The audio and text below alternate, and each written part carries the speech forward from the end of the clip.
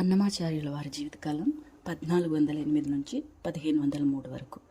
కానీ వారి సంకీర్తనలు మాత్రం మనకు 1922లో అంటే వారు పరమపదించిన తర్వాత 400 ఏళ్లకు బయటపడ్డాయి.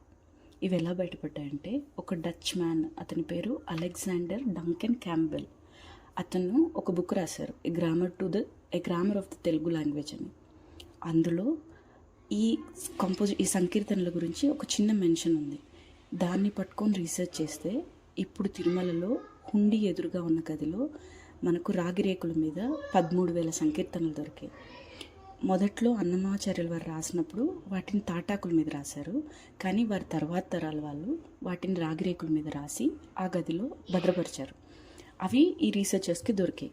ఫస్ట్ ఇనిషియల్గా అది ఎవరు రాశారనేది కూడా వీళ్ళకి తెలియలేదు. ఎందుకంటే వారు అసలు ఎప్పుడు ఎక్కడ పేరు రాసుకోలేదు. చాలా కొద్ది సంకీర్తనల్లో, లైక్ జో అచ్యుతానంద అనే సంకీర్తనలో లాస్ట్లో 4 లైన్లు ఏమంటే, హంగుగా తాళ్ళపా కన్నయ్య చాలా, శృంగార రచనగా చెప్పే నీ జోల, సంగతికి సకల సంపదల నీవేళ, మంగళము తిరుపట్ల మదన గోపాల. ఇలా చాలా కొద్ది సంకీర్తనలో ఆయన పేరు రాసుకున్నారు కాబట్టి అవి అన్నమాచార్యుల వారివని తెలిసింది.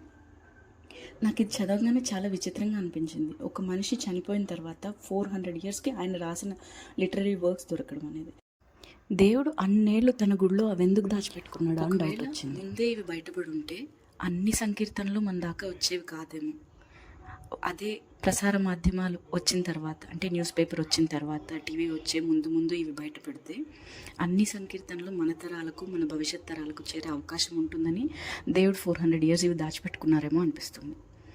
ఈ రాగిరేకుల మీద సంకీర్తనలు దొరికిన తర్వాత నిజానికి అన్నమాచార్యులు వారు రాసిన 32,000 సంకీర్తనలైనా మనకు రాగిరేకుల మీద దొరికినవి 13,000 మాత్రమే. ఇవి దొరికిన తర్వాత వీటిలో ఉన్న తెలుగు భాషను అర్థం చేసుకొని మనకిప్పుడు అర్థమయ్యే లాంగ్వేజ్లోకి ట్రాన్స్లేట్ చేసి వీటిని జనబాహుల్యంలోకి చొచ్చుకొని పోయేలాగా చేసిన వారిలో విశేషమైన కృషి చేసిన వారు వేటూరి ప్రభాకర్ శాస్త్రి గారు. వీరు మన వేటూరి సుందరరామమూర్తి గారికి చిన్నాన్నో పెదనాన్నో అవుతారు, కరెక్ట్గా తెలియదు. వీరి విగ్రహాన్ని కూడా తిరుపతిలో ఏర్పాటు చేశారు. దీనికి రిలేటెడ్ సోర్సెస్ అన్నీ నేను డిస్క్రిప్షన్లో మెన్షన్ చేస్తాను.